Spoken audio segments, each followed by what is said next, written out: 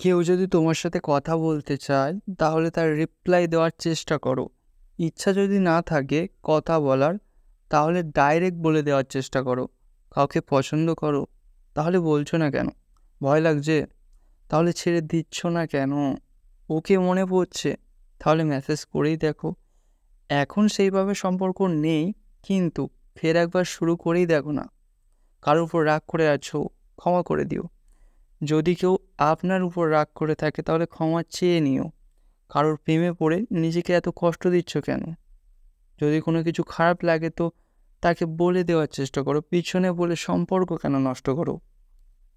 তুমি যদি তোমার ইচ্ছা মতো নিজেকে সাজাতে চাও তাহলে করো না, কে বা বারণ করেছে? তার জন্য অন্যের উপর দোহাই দিচ্ছ কেন? জীবন অনেক ছোট, যা করার যা বলার এখনই করো, পরে কেন?